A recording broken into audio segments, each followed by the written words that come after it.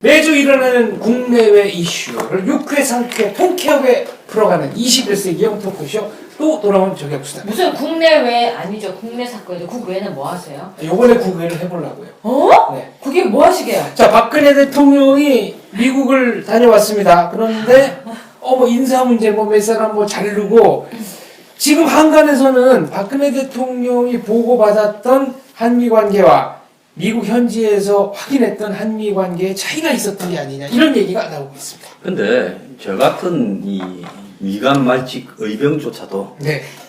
미국이 핵심 기술을 이전하지 않는다는 사실을 갖다가 이미 네. 작년 말쯤 알고 있었고요. 그건 미국 저도 정부가 알았어요. 네. 공식적으로 4월달에 통보했지만 그 이전에 국방 전문 기자들은 대부분 다 알고 있었던 사실이에요. 네. 그러면 이건 정말로 몰라서 몰랐느냐? 아니면 어떤 이해관계가 있어서 끝까지 그렇게 되도록 한번 밀어보자라는 것이 있었느냐? 네. 안 그러면 그렇게 밀어보다가 혹 안 됐을 경우에는 뭐 국산화 대처 운운하면서 네.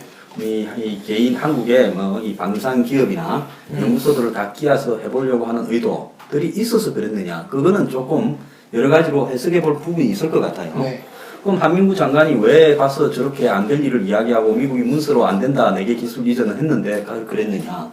끝을 매듭짓는 부분으로 미국에서 확실하게 안 된다라는 모습을 보여주지 않으면 지금 꼬여있는 내부 문제를 수습이 불가능하니까 그랬다라고 보는 겁니다.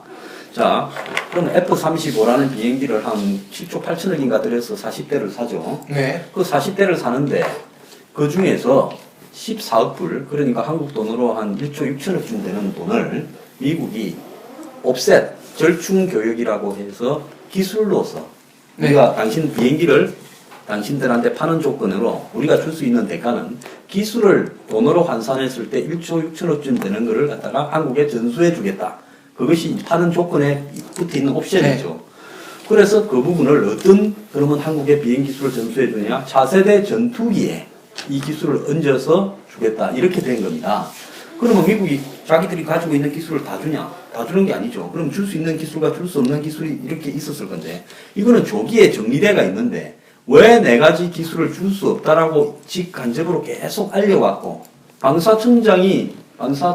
방사청장이 6월 8일날 청와대에도 보고했다는 거 아닙니까? 그런데 대통령한테 보고되는 과정에서 이미 뭔가가 꼬여 있다는 거죠. 자, 이 부분은요. 차세대 한국형 전투기를 만든다고 제가 한번 채널A에서 방송을 했던 그 필름을 봤어요. 보니까 기가 찹니다. 뭐 스텔스 기능 운운하면서부터 쌍발 엔진에다가 그 다음에 그 성능이요. 거의 지금 F-35에 버금가는 전투기를 네. 만들겠다고 인도네시아가 돈 20%를 태우고 이럴 때 인도네시아를 끼우면 미국한테 4개가 아니라 25개도 이전을 못 받고 미국은 인도네시아가 끼어 있는 이런 공동 제작판에 어떤 기술도 가르칠 수가 없어요. 근데 인도네시아 아직도 공식적으로 정리를 못 했지 않습니까? 그러면 처음부터 미국의 기술을 이전을 받으려면 아예 인도네시아도 빼야 되고 그 다음에 미국이 해줄 수 있는 기술하고 해줄 수 없는 기술을 구분해가지고 그 범위 하에서 이 전투기를 정해야 되는데 그러면 어떤 수준의 전투기를 만들 거냐? 한국이 T-50이라는 이 고등 훈련기를 만들잖아요. 연습기. 네. 근데 그게 성능이 너무 좋아. 실제로 지금 뭐 수출 가격은 제가 볼 때 한 3천만 불, 4만 불 사이에 수출됐을 거로 보는데 이게 성능이 너무 좋아가 훈련기로 쓰기에는 너무 아까워요. 너무 아까워. 네. 그러니까 이제 그걸 갖다가 조금 고쳐가 FA50이라고 네. 해서 이제 뭐 중미라든지 중동에서는 거기에다가 이제 이 폭탄이나 네. 기총 사격을 강할 수 있도록 전투기로 만드는 거예요. 그래서 비행기라는 거는 예를 들어서 하이 레벨로 보면 F-35 같은 거고 미들에서 하이 사이에 있는 거는 F-15 같은 거고 F-16 같은 게 미들이고 그 다음에 하이 레벨의 전투기 같은 경우에는 뭐 좀 수준이 떨어지는 뭐 스웨덴의 그리핀 같은 그런 전투기들이 쭉 있어요. 그러면 그 등급 중에서 우리나라 4세대 전투기를 왜 만드냐? F4하고 F5가 그 팬텀기하고 제공기 이런 게 270대가 이제 거의 다 고물이 돼서 월남전 때 쓰던 거예요. 그래서 지금 다 고물이 돼서 이걸 갖다가 부품을 갈아 끼우면서 돌리고 맨날 떨어져요. 그럼 이런 거를 갖다가 270, 80대가 한꺼번에 다 일정하게 다 퇴역을 하니까 전투기 공백이 생기니까 그 공백이 생기기 전에 그걸 바치자는 건데 그러면 한국이 앞으로 도입할 40대 F-35는 하이레벨 그 다음에 지금 한국이 가지고 있는 지금 뭡니까? F-15 60년대인가 있죠? 네. 이것은 미들하고 하이 사이 그 다음에 F-16이 지금 170대 정도 있어요. 이것은 미들 있어요. 그럼 그 단계에서 필요한 한국형 전투기가 뭔가 하면 미들하고 로우 레벨 사이에 있는 한마디로 중저가. 새로운 네. 중저가 전투기고 그래야만이 해외로 수출이 되는 겁니다. 전투기를 개발해서요 최소한 1,500대 2,000대를 못 팔면 전투기는 적자예요. 사가지고 쓰는 게 나아요. 네. 자 그런데 그 한국형 기술을 개발해서 한국이 뭐 우주 항공 강국이 되고 전투기 수출국이 된다는데 자 한번 봅시다. 일본은 1914년에 항공모함에다가 비행기를 착륙시킨 나라예요. 세계 최초로. 1914년입니다. 예. 그 다음에 일본이 그 진주만 사건이 1942년이죠. 네. 2년 11월 달에 하와이 근처까지 항공모함을 끌고 가서 거기서 비행기를 출격시켜가지고 진주만을 초토화시켰어요. 작전명 암호 돌아. 네, 그때 일본의 제로 전투기라는 거는 거의 세계 최고 수준의 대량 생산할 수 있는 싼값에 아주 효율성이 좋은 전투기였어요. 일본이 그때 전 세계에서 비행기 생산 대수가 가장 많은 나라였죠. 많았죠. 예, 그래서 비행기라는 거는 필요에 맡겨야 되는데 우리가 지금 전투기라기보다 전폭기 개념이죠. 조인트 스트라이크라 그러는데 우리가 지금 F-16이나 15는 무기를 장착해서 날아가서 북한에 폭격할 때는 폭격기로 쓰고 그 다음에 그게 아니라 무기를 다 빼고 폭탄을 다 빼고 그냥 편하게 날아가가지고 싸울 때는 전투기로 비행기끼리 싸우는 걸로 하는 거예요. 그러면 여기에서 우리가 지금 필요한 건 뭔가 하면 북한이 가지고 있는 미국이 수호이기 이 부분과 대적해서 이길 수 있는 정도의 성능을 가진 거면 충분해요. 그리고 그걸 양산해서 숫자를 갖다가 한 300대 이상 하는 게 필요하단 말입니다. 그러면 우리는 한 4천만 불 내외로 싸게 예를 들어서 대량 양산할 수 있는 그런 정도의 수준의 전투기면 충분하고 해외 수출도 할 수 있을 건데 쌍발 엔진 F-35가요. 지금 현행으로 만드는 최고의 수준의 전투기인데 쌍발입니까? 단발입니까? 단발이에요. 한마디로 한국에 욕심 많은 국민의 세금은 노네시아는 이런 방산 관계자나 방산 업체 관계자들이 비싸게 한국 수준에 안 맞는 고성능을 만들어가지고 하려고 미국 수준 기술도 거기 집어넣어가지고 이렇게 하는 욕심에서 무리한 일을 지금까지 벌여오고 보고도 제대로 안 하다가 이번에 사고가 터진 겁니다. 그래서 자연스럽지 않은 부분이 많이 있죠. 시작하고 12분 동안 한마디도 안 했어요. 네, 뭐 시청자들께서 잘 아죠. 왜 저 공군 전문 장교는 왜 얘기를 하지 않을까? 네. 아, 황변 없어 얘기 안 나왔구나 네. 하지. 비행기 얘기가 나왔으니까 이제 또 황변. 그렇지. 네. 비행기 얘기하면 또 할 말이 비행기 넘겼잖아요. 저는 공군 무슨 출신 말인지 아닙니까? 모르겠어요. 네, 그래도요. 저는 소장님 말씀 듣다 보니까 그래도 대한민국이 좀 발전했구나. 예전에는 지금 소장님 미들 얘기 하시잖아요. 네. 미들이라는 개념이 없었어요. 로우 하이밖에 없었습니다. 그래서 F-16이 하이, F4, F5가 네. 로우였어요. 네. 그나마 이제 F15가 들어와가지고 이제 로우, 미들, 하이 개념이 생겼는데 그냥 저는 뭐 시청자들께서 재밌는 에피소드로서 말씀드리자면 F5가 어떤 비행기냐면요. 레이더가 없어요. 레이더가 안 달려가지고요. 네. 네, 육안으로 적기를 보고 쫓아가야 돼서 그래서 그럼 시력이 굉장히 좋아야 되겠네요. 그러니까 F-16부터 레이더가 자동으로 포착이 되는데 네. 공군에 보면 레이더 부대들이 있습니다. 그 레이더 부대에서 밑에 산에 산꼭대기 있죠. 네. 그게 왜 있냐면 그게 F5 때문에 있는 거예요. 레이더가 없는 비행기를 kontrol하기 위해서. 그래서 파일럿들이 육안으로 봐야 되니까. 왜냐면 조종사들이 육안으로 봐야 구름이 있고 네. 그러면은 옆에 비행기가 가도요. 네. 몰라요. 그 뒤에 있다 네, 그렇습니다. 뒤에 있다 앞에 네, 있다 그렇습니다. 그래가지고 그래서 F5가 이제 그 정도 비행기이기 때문에 네. 사실 운용에서는 절대 안 되고요. 그래서 어떤 용도로 쓰냐면 육군 지원용입니다. 그래서 보통 A가 붙어야 그러니까 우리나라는 이제 파이터라고 해서 F가 붙는데 소장님이 아까 말씀드렸잖아요. 전폭기, 전투기도 하고 폭격기도 하고 그래서 전폭기지만 사실은 F5는 A자를 붙여야 돼요. 오로지 육군 지원 공격기로만 쓸 수 있는데 우리나라 T-50도 원래는 A-50으로 적합한데 네. 한반도가 종심이 짧기 때문에 그래서 파이터까지도 하라 그래서 FA가 된 거고 지금 네. 그 얘기를 듣다 보니까 네. 그 조동진 가객이 부른 아하 누가라는 노래가 생각이 나요. 갑자기 그래요? 또 이게 저 F5 조종사들의 심정을 담은 노래 같네요.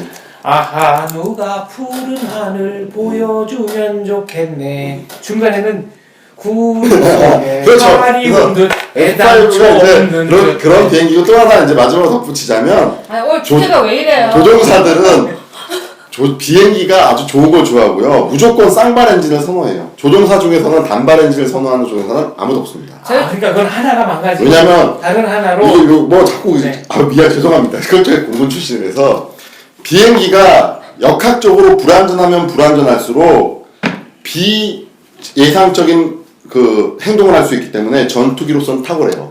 역학적으로 제일 안정화된 비행기는 바로 여객기를 보시면 됩니다. 네. 그렇기 때문에 엔진이 꺼졌을 때 그 안정적인 것보다는 전투기는 바로 곤두박질을 쳐요.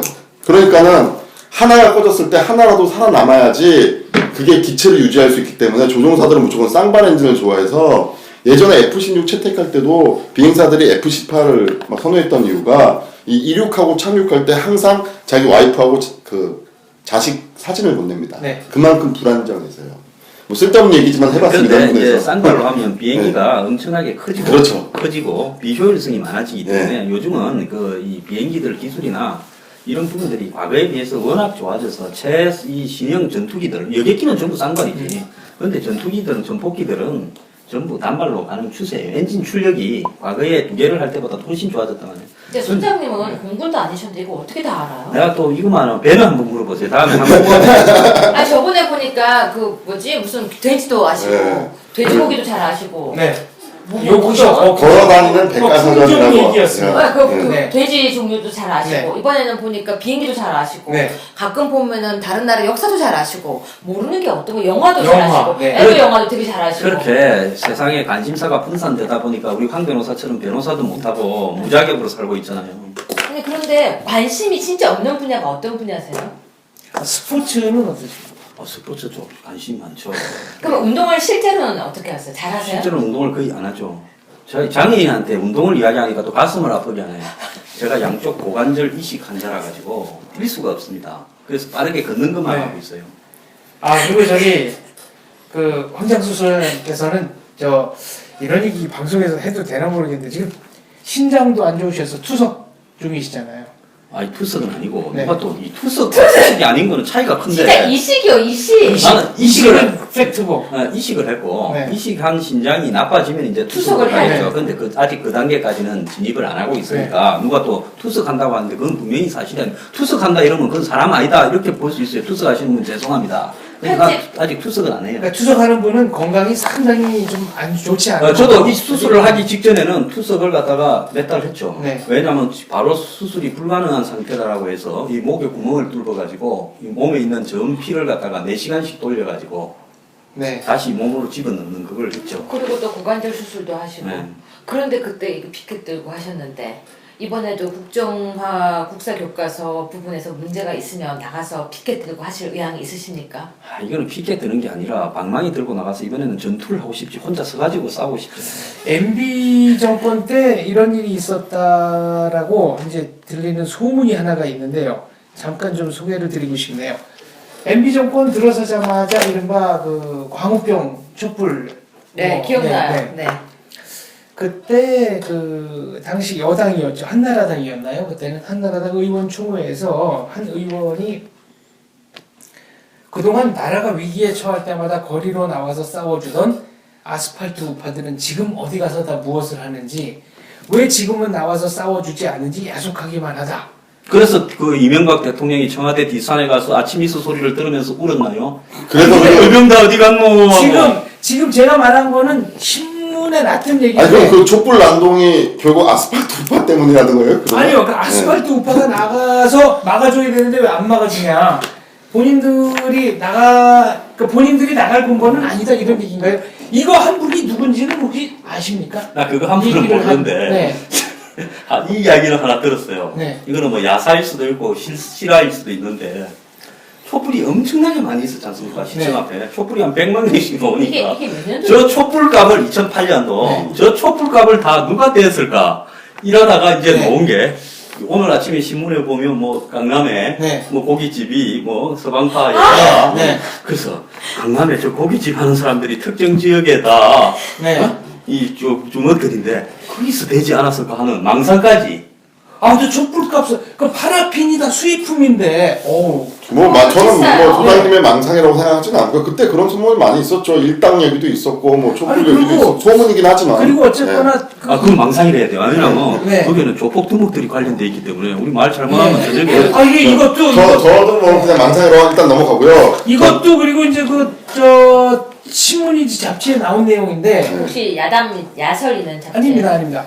그 정론지입니다. MB 때 아주 고위직을 역임하셨던 Y라는 분께서 아스팔트 우파 얘기가 나오니까 아스팔트 우파는 좀 품위가 없지 않느냐. 뭐 그건 누군지 아십니까? 그래서 그건? 그것을 저기 누군지는 아는데 이 방송에서 또 이야기하면 자기는 네. 그 언론에 이야기한 건 그 뜻이 아니었다면서 저를 고소할 거니까 참읍시다. 아니 Y라는 분은 맞는 거죠? 네, 맞아요. 네. 네. 근데 아스팔트 우파가 품위가 없다라고 그분들은 볼 건데 네. 우리가 볼 때는 그런 말을 한 분들이요. 네. 그때 그랬으면 거기서 정치를 갖다가 이명박 정권과 함께 운명을 같이 하면서 마감을 해야 품위가 있는 거 아닙니까? 그 뒤에 보니까 그 사람은 뭐 온데 다 붙어가지고 정치해 먹으려고 여기저기 기웃기웃 했잖아요. 그럼 그분은 품위가 있나요? 아무튼 여기까지만 하고 넘어가겠습니다. 누군지는 시청자 여러분이 판단하시고요. 저희는 절대로 실명을 얘기하지 근데 않았습니다. 아까 시작할 때요. 네. 국외로 들어가자 했는데 국외. 아니 그러니까 지금 이제 미국 아직 얘기 나왔고 자 국외 자 요번에 그 유 박사님이 유여해 박사님이 이번 회에서는 거의 발언이 없었으니까 아 진짜 모르겠어요. 자 미국의 오바마 대통령이 네. 아주 대놓고 이런 얘기를 했습니다. 남중국 회에서 네. 중국이 국제 관리에 어긋나는 행위를 했을 때 네. 이 영토 분쟁을 말하는 거겠죠. 이럴 때 대한민국은 어떤 입장을 밝힐 것인지를 확실히 해라. 이번에요. 네. 근데 제가 들었던 정보는 그거보다 이거였는데요. 네. 대한민국은 중국과 우호적인 관계를 계속하라. 그 말을 하면서 네. 앞에 말하고 뒤에 말이 있는데요. 네, 앞에 말이 그러니까 있는데. 양놈들, 네. 뭐 양놈들이라고 이야기합시다. 네. 서양 서양분들은 사람들. 네. 말을 할 때 앞에는 마음이 없는 소리를 살짝 그렇죠. 달아놓고 네. 주어를 뒤에 딱 붙입니다. 네. 그러니까 한국이 중국과 잘 지내는 것은 나쁘지 않다. 좋다. 네. 그러고는 그 다음에 딱 이야기가 무섭습니다. 중국이 국제관계의 법과 규칙, 룰을 위반할 어겼을 때는 한국도 분명히 목소리를 내기 바란다. 이렇게 이야기했거든요. 그 앞에 건 의미가 없는 이야기예요.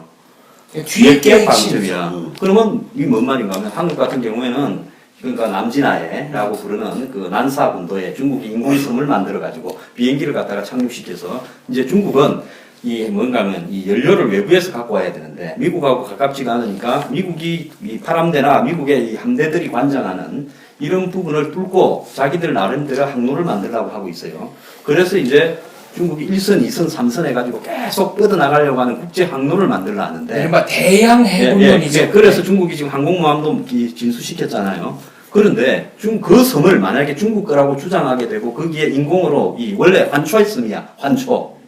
그러니까 섬이 아니고 암초죠. 환초라 그러죠. 그런 건데 그 위에다가 세멘트를 갖다 발라가지고 비행기가 착륙하게 해놨어요. 네. 그러면서 여기에 대해서 영유권을 주장하게 되면 중국의 해양 영토가 끝까지 그러니까 필리핀하고 정확하게 베트남 가운데 딱 있습니다. 거기까지 중국 영토다라고 되면 중국이 그 이후에 이제 말레카 해협을 통해 가지고 인도양으로 뻗어나갈 수도 있잖아요. 그 전초 기지를 만드는 거예요. 그럼 미국은 중국이 그렇게 해양의 이 세력을 강화해 가지고 군사적으로 뻗어나가는 걸 막으려고 지금 안 막으면 저건 이제 못 막는다고 보고 막으려고 하는 겁니다. 그래서 중국이 점령한 그 인공섬에 미국이 일부러 비행기를 보내가 너가 우리를 쏴려면 쏴봐라 라고 지금 미국이 하는 거예요. 그래서 얼마 전에는 일촉즉발이었죠. 막 네. 전투기가 굉장히 스쳐 가까운 지나가고 곳에서 막 하고 스쳐 있죠. 지나가고. 네. 자, 그런 데 대해서 필리핀도 베트남도 중국에 대해서 이건 중국이 잘못한다. 왜 우리가 영해인데 너가 그게 인공섬을 만들라고 비판을 해요. 근데 베트남에 얼마나 중국 사람이 많이 삽니까? 필리핀에 얼마나 중국 사람이 많이 삽니까? 돈 많은 사람은 다 중국 사람이에요. 이 두 나라에. 그럼에도 불구하고 이런 나라도 목소리를 내는데 한국은 거기에 대해서 목소리를 안 내니까 미국 입장에서 너가 우리가 28,000명이 주둔하고 있는 동맹이 맞냐라는 이야기를 한 겁니다. 근데 중국 경사론을 이번에 불식시켰다라고 기사가 나오지 않았나요? 자, 그거는 그냥 네, 기사는 그렇게 나왔습니다만 그렇다면 박근혜 대통령이 외교 라인 인사를 저런 식으로 손볼 리가 없죠. 자, 그거는 굉장히 잘못된 거고 이번에는 만약에 가서 안 갔더라면 대통령이 메르스 때문에 이번에 간 게 잘 됐어요. 6월 달에 가서는 일본 문제에 집중하다가 왔다. 그 다음 열병식에 가고 난 다음에 미국이 굉장히 불쾌한 부분. 미국이 끝으로는요. 대한민국이 중국의 열병식에 갈 자유가 있다. 자유가 있지만 가고 난 뒤 뒤책임은 네가 알아서 해라. 이 이야기거든요. 미국 기자가 박근혜 대통령한테 아주 송곳 질문도 했습니다. 선거 질문도 했죠. 네. 그래서 그런 어떤 부분들이 결국은 뭔가 하면 미국의 싱크탱크, 미국은 절대로 정부가 나서서 최종 순간이 오기 전까지는 불쾌하다는 이야기를 직접 안 합니다. 기자, 싱크탱크 관련자, 이런 사람들이 한국에다가 할 이야기를 하죠. 지금 이번에 박 대통령이 갔을 때 미국이 던졌던 메시지는 뭔가 하면 중국이냐 미국이냐 선택해라. 선택해라는 이야기입니다. 그렇다면 이번 방미의 효과가 그렇게 좋은 것만은 아니네요. 외교관들은 굉장히 말싸움을 하고 나서 네.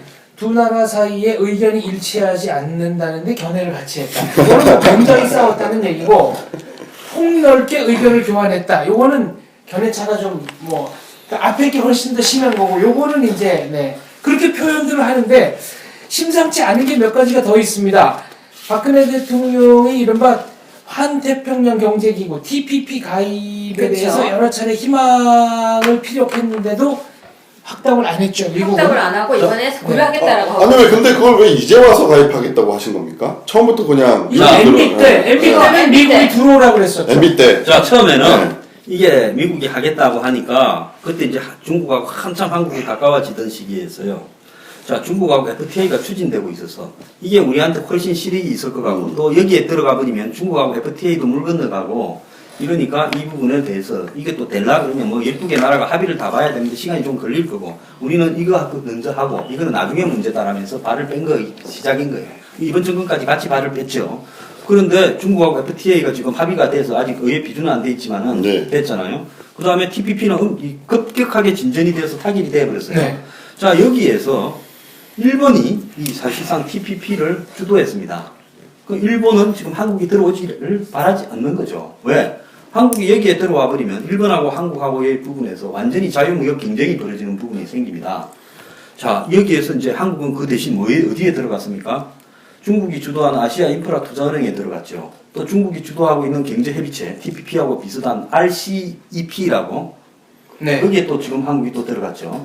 들어가려고 지금 부산에서 얼마 전에 회의를 했죠. 이러다 보니까 미국이 지금 꼬여 있으니까 사실 TPP에 대해서 뭐 한국이 들어오는 걸 환영한다라는 외교적 발언을 얼마든지 할 수는 있었어요.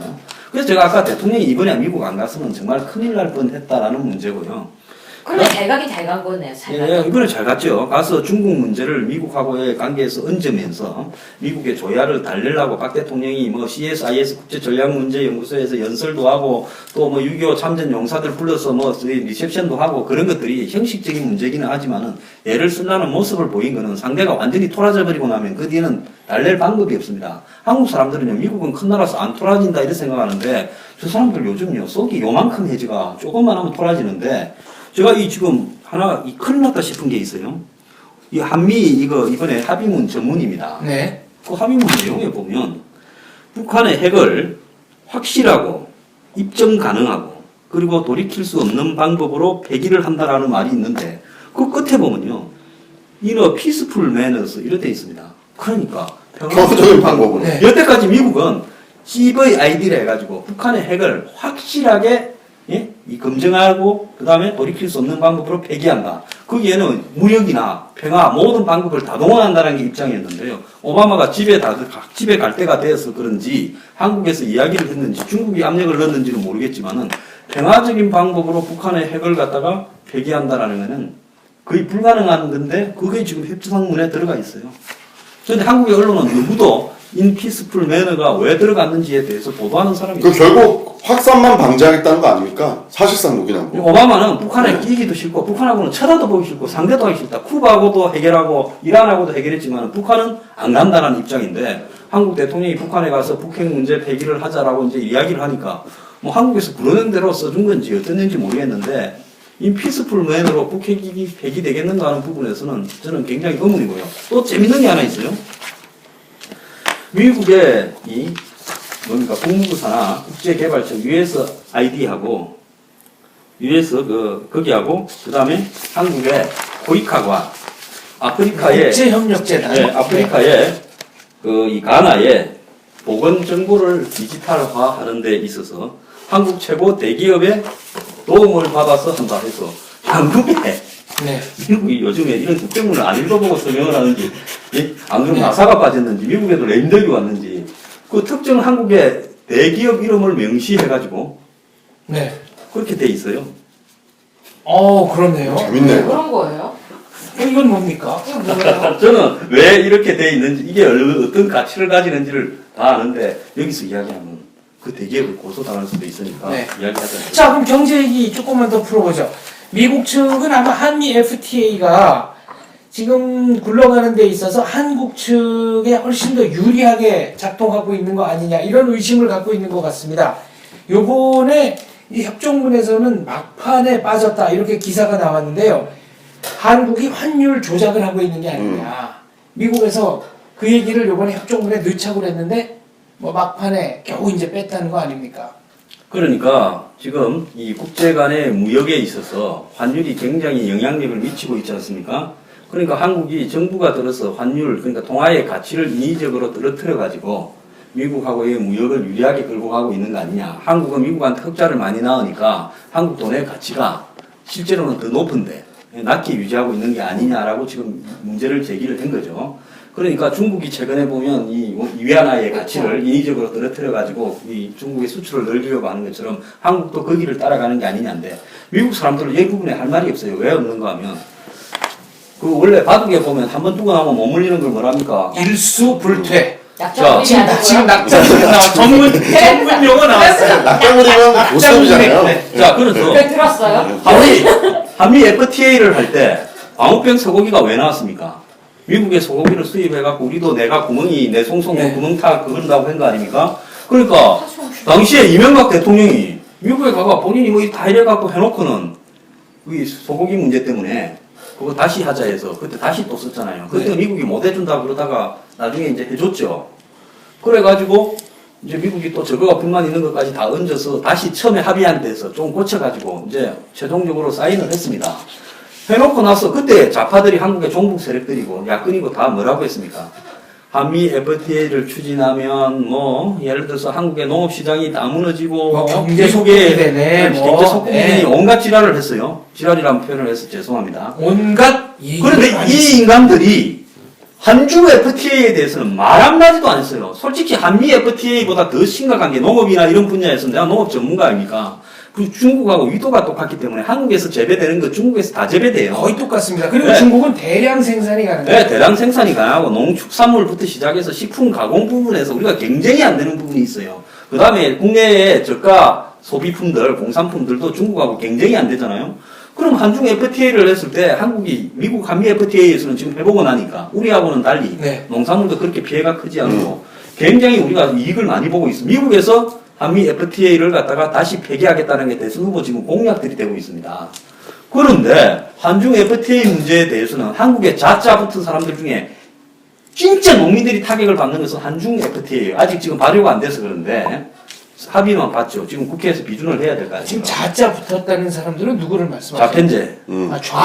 아, 저는 자라 그러셔가지고 좌. 공자맹자 좌. 네, 좌우는 네. 이 좌편제. 네. 또 저기 항상 발음 논란으로 나를 세웁니다. 그러니까 결과적으로 교과서 문제와 같이 쓸모없는 걸로 이 나를 세워요. 교과서 자, 문제도 자, 결국엔 편향성이 있다고 볼 수밖에 없네요. 이런 여러 가지 맥락을 본다면. 자, 그래서 네. 나는 정말로 신기한 게 중국하고의 FTA 문제에 대해서 단 한 명도 반대한다고 나선 사람이 없다는 그러게요. 거예요. 네. 자, 한미 FTA 때 진짜 하얏트 호텔에 거기에 막 난리가 났잖아요. 그렇죠. 협상단이 막 거기 네. 머물고 있었는데 그 앞에서 막 데모하고. 왜 아무 말 안 하는 거예요? 중국은 좌파니까 한국의 좌파는 이 범좌파 연합이 아닙니까? 그러니까 저는 예전에 피해를 생각하면서도 가만히 있는 거예요. 가만히 있는 저는 예전에 의문이 들었던 게 뭐냐면 저는 한반도 분단의 책임을 중국으로 봤거든요. 그때 6.25 때 중국이 들어와갖고 우리가 뒤로 1.4부터로 내려온 거 아닙니까? 중공군의 참전으로. 그렇죠, 중공군에. 그래서 저는 한반도 분단의 가장 큰 원인은 중공군이라고 보고 있었는데. 거기서 예. 그 사람들이 중공군의 참전만 얘기하는데요. 네. 사실은 북한군 사단 중에 주력 부대였던 3개 사단은 아예 중국에서 편제가 완성돼가지고 그대로 건너온 겁니다. 어찌됐든. 북한으로. 예. 6.25 때 핵심 부대는 중국에서 그렇죠. 미국도 갔다 왔고요. 네. 중국도 갔다 왔는데 왜 일본 얘기 안 하세요? 중국 얘기 아직 그러니까. 아니, 그래서 내가 아까 일수부터 이야기 마저 하고 이야기가 옆으로 세면서 네. 일수부터 결론이 안 났는데 그래서 우리가 이 미국하고 예를 들어서 FTA를 해가지고 서로 간에 또 각자 하다가 필요한 거 더 고치돼서 고쳐서 이제 사인하고 끝났단 말이에요. 네. 그럼 미국이 지금 우리 보고 FTA 고치자 하면 우리가 이제 죽어도 못 고친다고 뻗대기해야 되지요. 이제 이런 부분을 이야기해가지고 그러면 우리가 TPP에 넣어주면 고칠 수 있다 이러면서 이 합의 볼 소지는 네. 충분히 있습니다. 근데 미국이 거기에 말을 안 한 거는 대단히 삐져 있다라는 건데요. 그렇죠. 그런 부분에 대해서 우리가 좀 의식을 하고 살아야 된다는 거죠. 우리가 어떻게 나가든 미국은 태도를 바꾸지 않을 거다. 한국을 아끼고 상대적으로 좀 관대한 모습을 보이고 이 태도의 변화가 없을 거다라고 전제하고 어떤 정책을 만드는 게 아닐까 이런 좀 생각. 그건 무슨 강한 자만심인가요? 그러니까요. 그것도 근데 전 그것도 냉전 시대의 산물이라고 봐요. 네. 그러니까는 미국이 냉전 시대 때 자유진영에 대해서는 어찌됐든 방어해주는 그런 게 있어 놓으니까 그것을 경험했던 분들이 그저 설마 한반도를 버리겠느냐 이런 생각을 하시는 것 자, 같아요. 이거 한번 보세요. 미국하고 일본하고 이거 진짜 발음 콤플렉스 때문에 아니 그냥 네. 2차 대전 때 네. 우리가 2차 대전 때 그 윈도우 스토크 영화 이런 거나든지 이 퍼시픽이라는 그런 영화들을 보면 섬 하나 점령할 때마다 유황도 오키나와부터 사이판부터 미군이 수천 명 수만 명씩 죽어갔습니다. 그렇습니다. 그래서 미국이 이거 본토 점령하다가는 전 일본 국민들이 다 옥새하겠다라는데 아마 미군 전사자가 수십만 명이 나올 것 같아 해서 미군이 이 핵폭탄을 네. 터뜨린 거예요. 자, 이랬던 미국과 일본이 지금 완전히 군사 동맹이 돼가지고 아베 총리가 엊그제 일본 그 앞바다에 떠 있는 로널드 레이건 호에까지 올라갔지 않습니까? 네, 항공모함. 이런 어떤 부분에서는 이제는 국기가 돼요. 과거의 동맹 구도나 이런 부분들이 상당히 무의미한 겁니다. 그럼 미국이 봤을 때 일본이 한국보다 경제 규모도 훨씬 크고 미국의 어떤 군사 전략이나 경제 전략에 완전히 그냥 굴복해서 맞춰주고 네. 또 일본의 주둔하는 미국 해병대나 공군 기지에 대해서는 일본이 전혀 문제 제기를 하지 않고 분담금도 한국보다 훨씬 많이 냅니다. 그렇죠. 이런 부분을 보면서 미국이 앞으로 이 아시아의 동북아시아의 축을 누구하고 가서 중국을 견제할 건가 하는 부분에 답이 정해져 있어요. 그러면 미국은 실익 따라서 일본에 기우는 겁니다. 그 부분을 우리가요 전통적인 우방인데 왜 우리하고 연애 안 하고 우리하고 사이도 안 좋은 일본 놈들하고 친하게 지내냐고 때를 써봤자 그는 소용이 없는 거예요. 그러면 한국이 여기서 판단을 해야죠. 자, 경제적으로는 중국, 안보적으로는 미국인데 그러면 중국하고 경제 실익이 더 크다면 그리고 북한 문제에서 별 문제가 없다고 생각하면 미국 너가 좀 틀든가 말든가 그냥 중국으로 가겠다 하든가 안 그러면 예를 들어서 만약에 미국을 많이 무시하고 가다가 만약 북한이 도발을 하거나 이랬을 때 우리가 감당할 수 없는 일이 벌어진다고 생각을 하면 중국이 좀 섭섭해 하더라도 미국 쪽에 더 중점을 두든가 해야 됩니다. 이 문제를 양자택일할 수 있는 문제라고 이렇게 보는 것도 나쁘지만은 일본 한번 봐요. 일본이 지금 미국 측에 붙어서 중국을 견제한다고 일본하고 중국하고의 무역이 없습니까? 한국과 중국 간의 어떤 관계보다도 일본하고 중국 간의 이 규모가 훨씬 더 클 거예요. 할 거는 하면서 비판을 하는 겁니다. 또 미국의 힘을 도와주고요. 그런 부분에서 우리 시각이 많이 잘못되지 않았나. 전략적으로 보면은 훨씬 중요한 필리핀의 그 클라크 공군 기지 나가라 그러니까 미군이 진짜로 나가버렸습니다. 나가버렸죠. 네. 그래가지고 어떻게 됐습니까? 지금 필리핀에 이제 미군이 복귀를 조금 했죠. 네. 수비익 만에. 그런데 거기에 미군이 나갔는데 그 뒤에 그 지역의 경제가 다 가라앉아 버려가지고 한진중공업이 네. 거기 들어갔지 않습니까? 수비만 기지에 네. 조선소로 옮겼죠, 일부. 그래서 그때 필리핀이 미군을 쫓아내고 난 뒤에 엄청나게 후회를 해가 이제 다시 오십시오 했는데 옛날만큼도 아니고 쥐꼬리만큼 갔죠. 네. 그걸 보니까 박사님 이 노래가 생각나요. 기억나세요? 설마 했던 네가 나를 떠나버렸어. 설마 했던 네가 나를 네. 딱 그 노래네요. 네. 근데 일본 문제 하나만 얘기해야 될 것 같아요. 어제 그 구형이 떨어졌죠. 산케이 신문 지국장 네. 1년 6개월 그쵸. 선고가 언제죠? 선고가 11월 26일인가 네. 그렇거든요. 11월 26일 맞을 거예요. 그 사람 지금 일본 가버렸잖아요. 갔죠. 갔는데 문제는 어쨌거나 자 지금 1년 6개월 구형이 떨어졌는데 형이 굉장히 과중하다고 일본은 지금도 난리가 났어요. 이렇게 되면 일본과의 문제에서도 우리가 또 아까 말씀처럼 취해야 될 건 취하고 또 어떤 것은 견제할 건 견제해야 되는데 뭔가가 그 재판이 구형이 높다 낮다 문제가 아니라 뭔가 일본과의 문제도 미국과의 문제도 중국과의 문제도 잘 흘러가는 것 같지만 결과적으로 보면은 다 약간 삐그덕거리고 있는 듯한 모습이 저는 보이네요. 저는 갑자기 예전에 80년대 올림픽 장면이 떠올라요. 뭐냐면 그때 우리 선수들이 해외에서 경기를 하다 보면 항상 심판의 편판 판정으로 금메달을 놓치곤 했습니다. 그럼 그건 이제 그때 한국 언론이 그렇게 그런 보도를 건가요? 했죠. 어찌됐든 간에 저는 그때 뭘 느끼냐면요. 아니 힘이 없어서 당했다라고 울부짖지 말고 제발 예? 우리가 좀 저 위치에 가가지고 금메달을 따지. 우리나라 사람들 가장 큰 문제가 우리가 원하면 될 줄 알아요. 근데 국제사회는 저는 그렇게 된다고 보지 않습니다. 그래서 우리가 그때 서름을 받아가 에이 더럽다 한국에서 올림픽 유치하자 해서 복싱 결선전에서 완전히 진 게임을 갖다가 금메달 하나 뺏어버렸지 않습니까? 아, 그거는 또 사연이 있습니다. 예. 그게 박시현 선수, 지금 국가대표 복싱 감독인데. 어떻게 기억해요? 네, 근데 박시현 선수가 금메달을 땄는데, 박시현 선수는 나중에 편지 보냈어요. 그 상대방이 미국의 로이 존스 주니어라는 선수. 굉장히 나중에 프로로 전향해서 네. 유명했죠. 그 경기 내가 진 경기다라고 보냈습니다. 본인이, 예. 근데 박시현 선수가 굉장히 괴로워했던 게, 박시현 선수가 그때 왼손 이 뼈에 금이 가 있는 상태였어요. 그러니까 레프트 펀치는 칠 수가 없는 상태였습니다. 그런데 그거를 숨기고 경기를 해서 거기까지 간 거예요. 그 이분은 박시현 선수는 은메달 딴 것만 해도 그 자체로 정말 굉장히 영광이 추앙받아야 있었지만 하는데 돈인데 금메달을 주는 바람에 네. 영광이 날아가 버린 거예요. 아, 저 박시현 선수 저는 은메달 그러니까 결승전에 오르기 전까지는 전혀 판정 논란이 없었고요. 그런 면에서 박시현 선수의 성취를 정말 대단하게 평가합니다. 근데 박사님 그런 거 어떻게 다 기억해요? 박사님은 머릿속에 모든 게 다 아니 소장님하고 박사님은요 지금 살아오는 그 세월 70년 동안 아닌가요? 70년이라는 아니었나요? 아니 제가 무슨 뭐 환생하는 흑룡입니까? 엠파이어입니까 제가? 두 분이 70년 사신 줄 알고 두 사람이 사는 세월을 합치면 100년은 지금 우리가 뱀파이어와 인터뷰를 하는 줄 압니까? 영원히 늙지 않는 탕 크루즈고 네. 뭐 브래드 근데 피트입니까? 그 세월 동안 그걸 어떻게 다 기억하고 계세요? 그때 권투 열심히 봤어요. 아니 소장님 올림픽 보면요 열심히 무슨 봤습니다. 비행기부터 시작해서 안 네. 나오는 게 없어요. 그래서 옆에서 들으면서 끼어들 수가 없는 부분이 너무 많아요. 어떻게 그걸 다 알고 계세요? 그래서 틀린 걸 잡고 싶어도 몰라서 못 잡겠어요. 어떻게 그걸 다 기억하세요? 그러니까 원래 중간에 끼어들기를 하니까 우리가 네. 앞으로 국제적인 이슈라든지 지금 네. 보니까 유해 박사가 약한 부분을 주로 하자고. 저 무하마드 알리 얘기 이런 거. 네. 그건 알아요.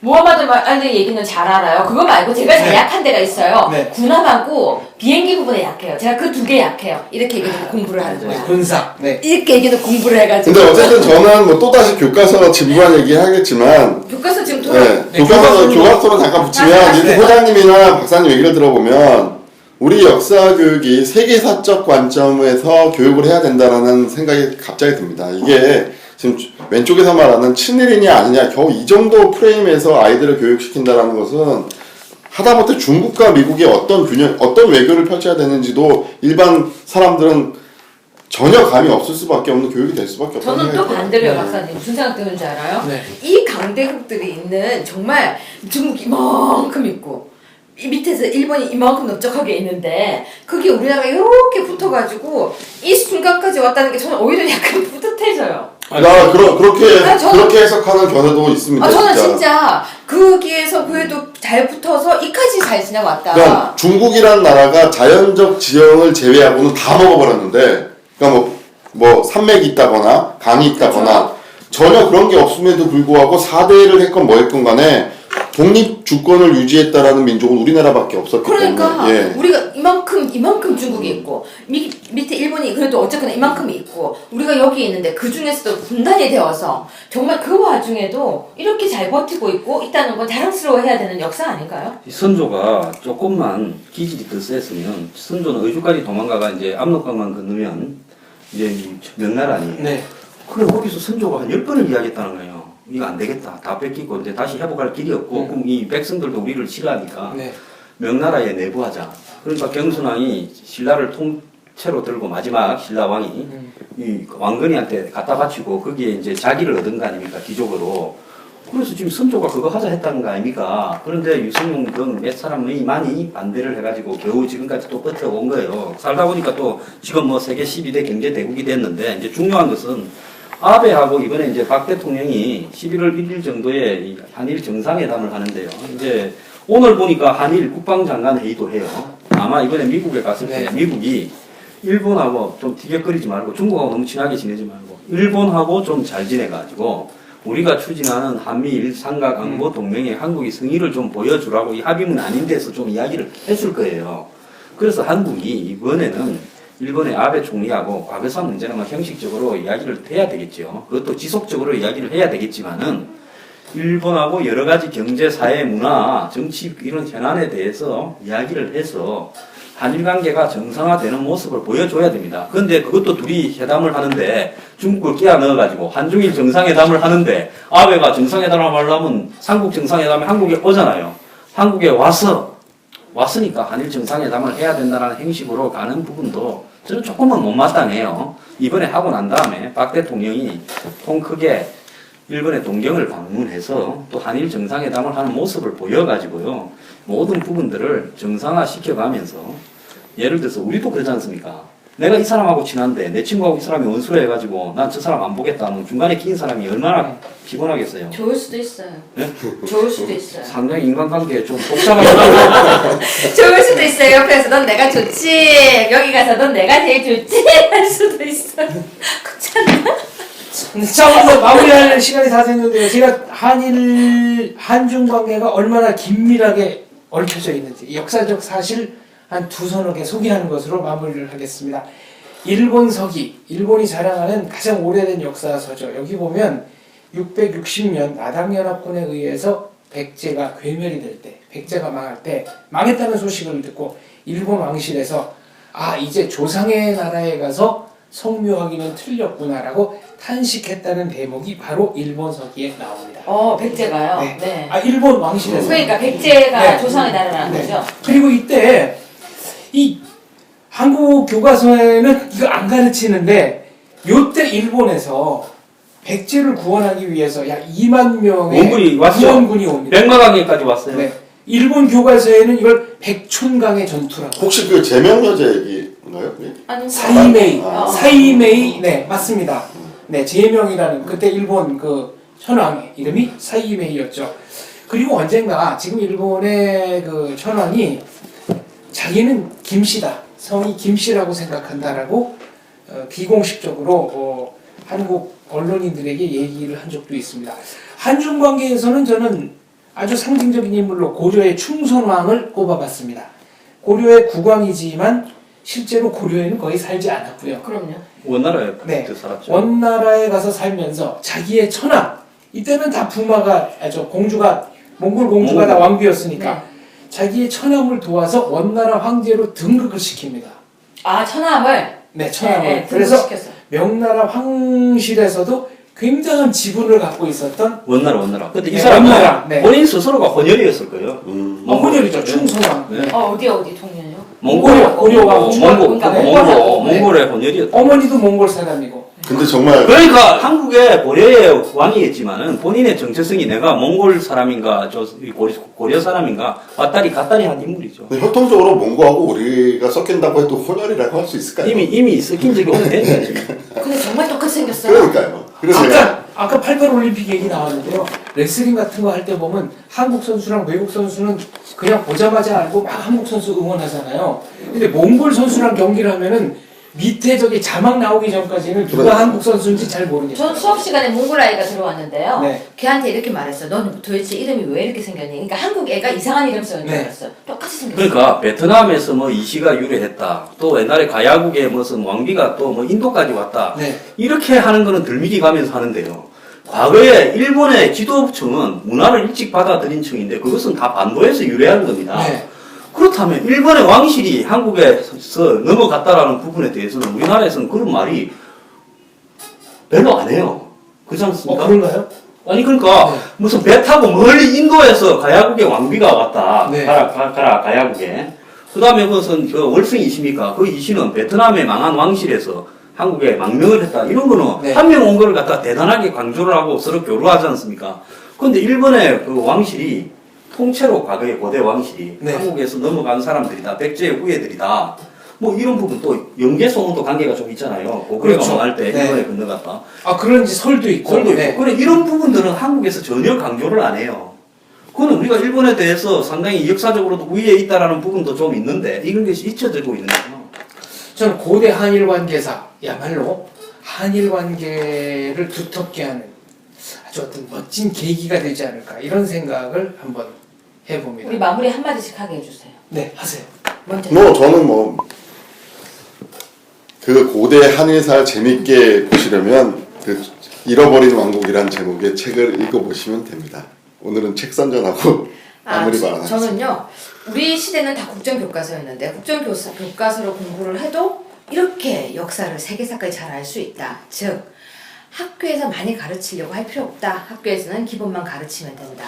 잘못 가르치니까요. 괜히 벽돌 씨름한다고 뭐 돌 던지고 이런 거 하거든요. 그냥 기본을 가르치고 도덕을 가르치고 법을 가르치고 역사는 기본만 가르치면요.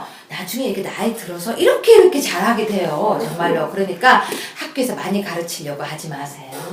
한국에는 지금 역사 부분이 일반 국민들한테 보편적으로 배어 있는데 그게 뭔가 하면 친일 메카시즘이에요. 이걸 걸어버리는데 다 두려워해가지고 보수 우파가 너무나 두려워하다 보니까 맞아요. 오늘 한미일 관계가 이렇게 이 꼬이는 원인도 됐는데요. 전번에 보니까 일본 대사한테 백돌 던진 사람이 미국의 리프트 대사 목을 그었지 않습니까? 네. 자, 지금 와서 생각을 해보면 이런 것들이 다 맥락이 일치하는 거 아닙니까? 그러네요. 그 사람이 어떤 정치 성향과 속성을 가졌습니까? 뻔하잖아요. 네. 알겠습니다. 자, 이런저런 얘기를 하다 보니까 어느새 주어진 시간이 다 됐습니다. 저희는 다음 주 이 시간에 다시 돌아오겠습니다. 감사합니다.